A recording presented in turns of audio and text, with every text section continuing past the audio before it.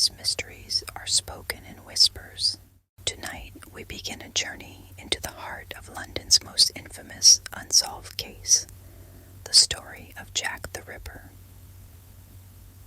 It's the year 1888. The streets of Whitechapel, East London, are shrouded in shadows, cobblestone pathways echoing with the distant clatter of horses and faint murmurs of city life. This area, filled with cramped, foggy alleyways and flickering gas lamps, has a sinister energy, a perfect backdrop for what's about to unfold. Whitechapel wasn't known for wealth or comfort. Here poverty was rampant and crime was common. But something more sinister was brewing, something that would terrify London and capture the world's attention. Beneath the fog, a predator was watching, waiting.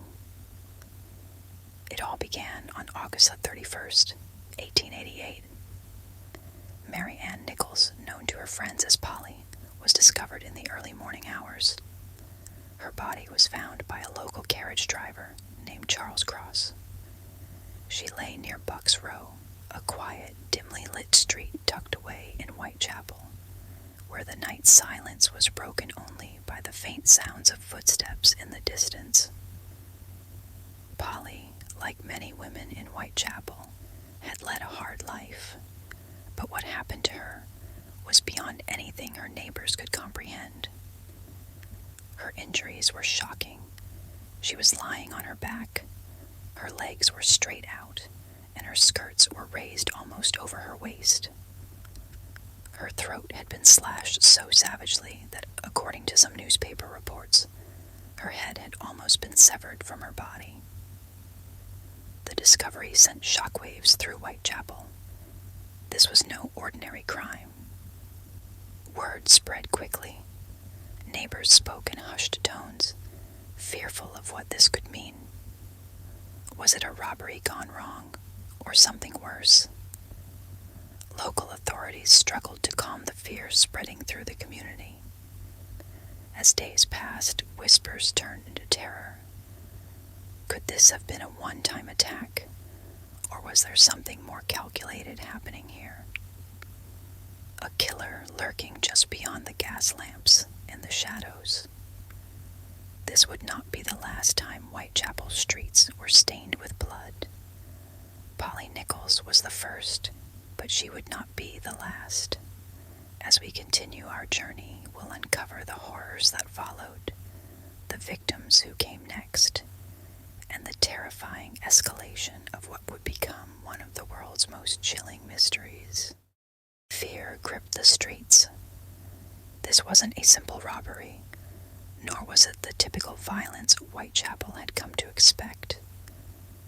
This was different, calculated, and it left a dreadful question on everyone's lips.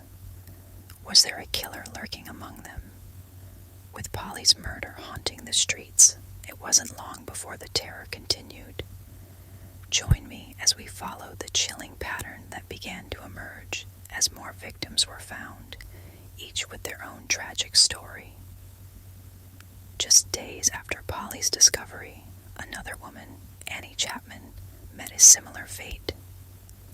Annie had lived a hard life, but nothing could have prepared her for the darkness that awaited. The mutilated body of Annie Chapman lying on the ground between the steps and the wooden fence. Her head was turned towards the house, and her clothes had been tucked up above her waist, exposing her red and white striped stockings. Her face and hands were covered in blood, and her hands were raised and bent with the palms toward the upper portion of her body. Later that day, the post-mortem would reveal that the killer had deftly cut out Annie Chapman's womb and had gone off with it. Her life, like Polly's, was taken with a methodical brutality that shocked the community. Then came September 30th, when the double event would change everything. Elizabeth Stride was found first, lying in Dutfield's yard, discovered by a passerby who initially thought she had fainted. Soon after, after Catherine Edhouse's body was found in Mitre Square, only minutes away. 2 women in a single night. Each victim taken in a horrifyingly short span of time, sending the message that whoever was behind these murders was unrelenting and growing bolder. Mary Jane Kelly was the youngest of the victims, just 25. She was found in her small room on Dorset Street, her final moments steeped in horror. The wall behind the bed was spattered with blood.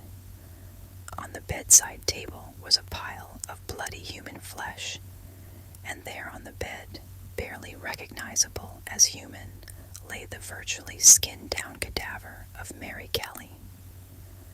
Mary's case marked the height of the killer's brutality, a level of violence unlike any of the other victims.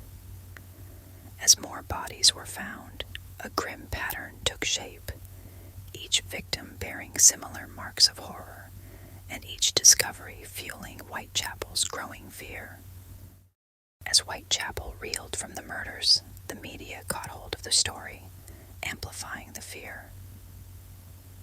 We examined the letters that fueled the frenzy, bringing the killer a twisted notoriety. It began with a letter sent to the Central News Agency, titled Dear Boss. In it, the writer taunted authorities, calling himself Jack the Ripper for the first time. The chilling words were a dark mockery of the police and a challenge to capture him. The Dear Boss letter. Dear Boss, I keep on hearing the police have caught me, but they won't fix me just yet. I have laughed when they look so clever and talk about being on the right track. That joke about Leather Apron gave me real fits.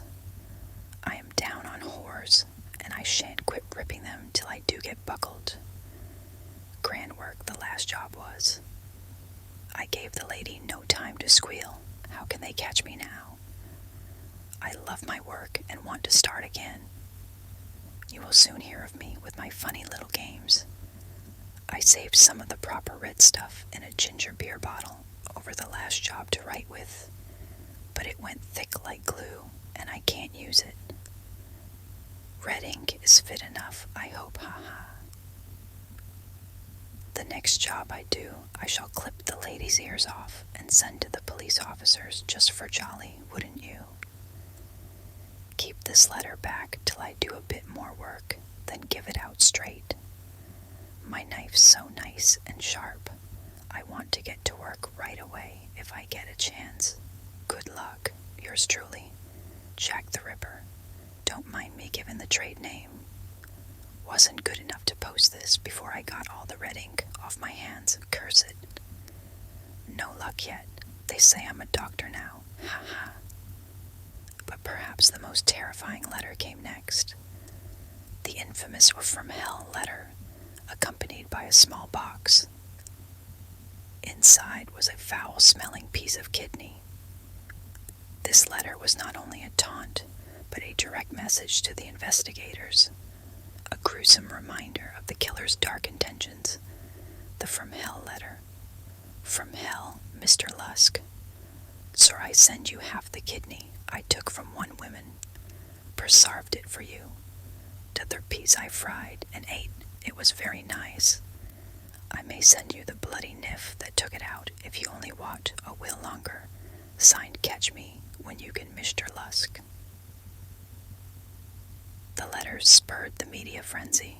Jack the Ripper was now a name that haunted Londoners' dreams, a faceless terror lurking in the shadows.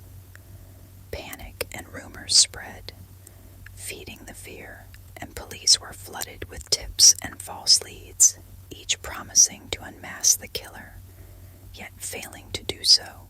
With no one caught, people were desperate for answers. We uncover the main suspects who came to light, each carrying their own dark past and sinister reputation. First, there was Montague John Druitt, a barrister and school teacher with a troubled history. Found dead soon after the final murder, some believe Druitt's death was an act of guilt or escape. his true involvement remains unproven. Aaron Kosminski, a Polish barber with a history of mental illness, was another prime suspect. His behavior had raised suspicions, and he was even placed in an asylum. Still, no conclusive evidence ever tied him to the crimes, leaving only whispers of what could have been. Then there was Prince Albert Victor, a member of the royal family, rumored to be involved in a cover-up.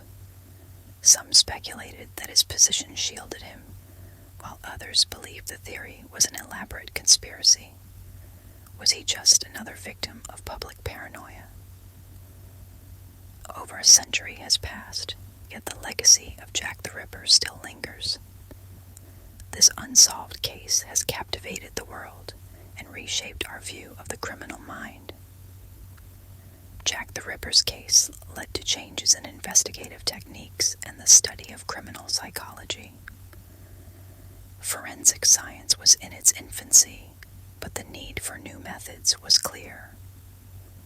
In a way, Jack's terror pushed investigators to become better, to question everything, and to fear the unknown. But perhaps what's most haunting is the fascination Jack the Ripper still holds. His story has inspired countless books, films, and theories, becoming a staple of the true crime genre. Some say it's the mystery that grips us, the allure of the unknown, the story that has no end. We may never know the true identity of Jack the Ripper, but maybe, just maybe, some mysteries are meant to remain unsolved. Thank you for joining me on the Quiet Case Files, where we explore the shadows of history's darkest mysteries. If you enjoyed tonight's story, don't forget to like this video and subscribe to the channel for more whispered secrets and untold tales. Stay curious, stay silent, and remember, the quiet ones keep the darkest secrets. Until next time.